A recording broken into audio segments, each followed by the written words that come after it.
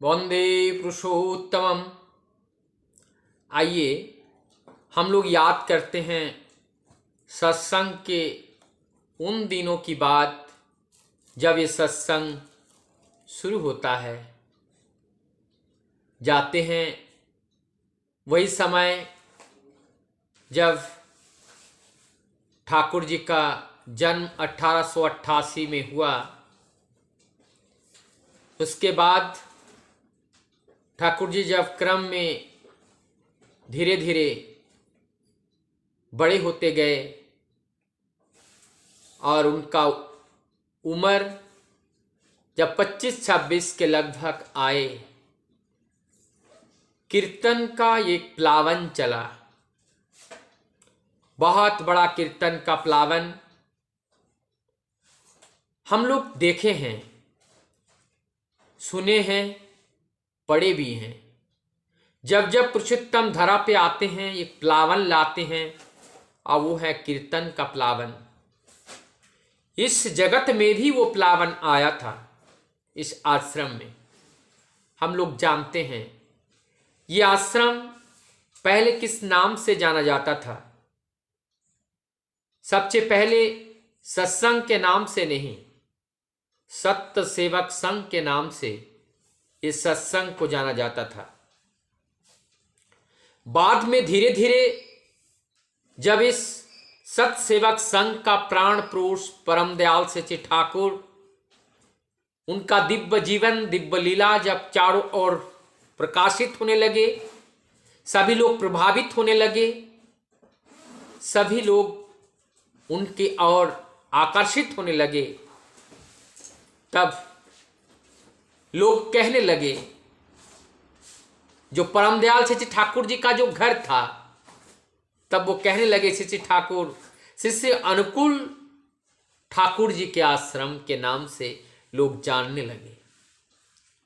सत्संग की इस एक्टिविटी को आगे बढ़ा, तब जाकर के ये सत्संग का रजिस्ट्रेशन हुआ और इस रजिस्ट्रेशन में सबसे पहले जो प्रेसिडेंट बने वो माता मोनमोहिनी देवी के नाम से, और तब माता मनमोहिनी ने इस आश्रम का नाम को थोड़ा परिवर्तन किया, तब जाके इस आश्रम का नाम रखा पावना हिमायतपुर सत्संग आश्रम। उस समय में इस आश्रम का इतना विकास, इतना डेवलप हुआ था कि उस अखंड बंग भूमि हिमायतपुर पावना इस आश्रम के नाम से जाने जाने लगे। और इस संगठन के जो वाइस प्रेसिडेंट बने थे वो अनंतनाथ राय, और वहाँ सारी एक्टिविटीज को बढ़ाते गए और इस आश्रम को इस रूप में बढ़ाया कि एक पारिवारिक जीवन व्यतीत करते हुए किस तरीके से हम आध्यात्मिक जगत के उस चरम ज्ञान को प्राप्त कर पाएं। क्योंकि कलयुग में प्रवृत्ति के आक्रांत में हम अधिकतर वशीभूत रहते हैं, और उसमें से किस तरीके से हम बच पाएं, पुरुषोत्तम के रूप में परम दयाल सच्चे ठाकुर नव क्लेवर में आकर उस बात को बताए हैं। तभी उन्होंने गृहस्थ जीवन को प्राथमिकता दी है, और आश्रम में वही गृहस्थ सन्यासी एक एक महान बड़े बड़े व्यक्तित्व के अधिकारी बने।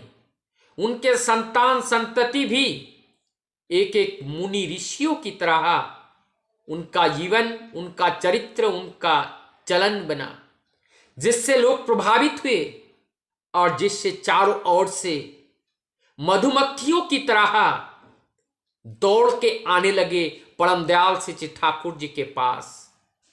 ठाकुर जी उस आश्रम के केंद्र पुरुष थे। उस आश्रम के केंद्र पुरुष को केंद्र कर आश्रम के आयतन में वृद्धि हो रहे थे, लेकिन कुछ षड्यंत्र कार्य के वजह से जैसे भी हो परम पुरुष ने इच्छा जाहिर किया वायु परिवर्तन करने की। तब वो हिमायतपुर पाबना 1 सितंबर 1946 को उस समय के तत्कालीन 1.5 करोड़ के संपत्ति को पीछे छोड़कर ठाकुर जी अपने सपरिवार और कुछ भक्त के साथ वहां से चले आए, पीछे मुड़कर नहीं देखे। जब वो आए, केवल पहने हुए कपड़े जो थे वही सब कुछ था। इतना विशाल परिवार चलाने के लिए ठाकुर जी के पास कोई अर्थ नहीं था। केवल और केवल अगर था तो वो विशाल प्रेम था, जिस सीमाहीन प्रेम, जिस प्रेम के आकर्षण से भक्त अनुयायी लोग सब कुछ त्याग कर ठाकुर जी के पीछे पीछे चले आए। ठाकुर जी का वो जो आश्रम था, उस आश्रम में उस समय केवल 2 घर थे और उसमें एक जो घर बना हुआ था वो गाप का पेड़ बोलते हैं, गाप तोलर घर, मतलब गाप उस पेड़ के नीचे एक घर बना हुआ था। और एक घर जो था चौचाल 4 छप्पर के बने हुए, वो बंगाल साइड में बनता है, बहुत सुंदर एक घर वहां पे था जो भक्तों को साथ लेकर आते थे। ठाकुर जी उसी आश्रम में वहां बैठे रहते थे। बाजितपुर स्टीमर घाट में निरंतर भक्त वहां पे उतारते थे और वहां से आश्रम की ओर आते थे। ठाकुर जी दिन भर उस पावना नदी के तट पर खड़े होकर के अपने दृष्टि को दूर निक्षेप करते हुए, दृष्टिपात करते हुए वो इंतजार करते रहते थे आज कौन आ रहे हैं। रात के 12 बजे भी अगर कोई आते थे स्टीमर घाट में, परम दयाल अपने हाथ में लालटेन लेकर उनको पहुंचाने के लिए उस स्टीमर घाट तक जाते थे। उनका रात दिन केवल ये लोगों की सेवा ही उनका जीवन का एकमात्र ध्येय था। लोगों को हर समय उनके सेवा में तत्पर रहते थे। एक बार हमारे जो नफर घोषता है, उन्होंने वो जो गाप का जो पेड़ हम बता रहे हैं, उस पेड़ के एक डाली काटे थे।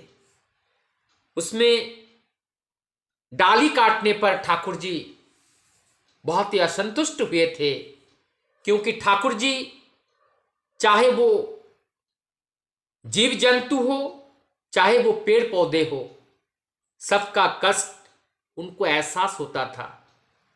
वो ऐसे एक इसलिए वो प्रकृति के साथ जुड़े हुए थे, क्यों ना हो, क्योंकि उनका शरीर अगर देखा जाए, ये संपूर्ण सृष्टि जगत ही उनका शरीर है और उनका अंग प्रत्यंग है। इसलिए कहीं पे भी कोई चोट पहुंचे तो वो चोट परम दयाल की शरीर में ही लगता है। उनका एक ही ध्येय था, एक ही आशा था कि किस तरीके से हम सब लोगों को बचाएं, सब लोगों को बचाएं, उनको जीवन में कोई कष्ट ना हो।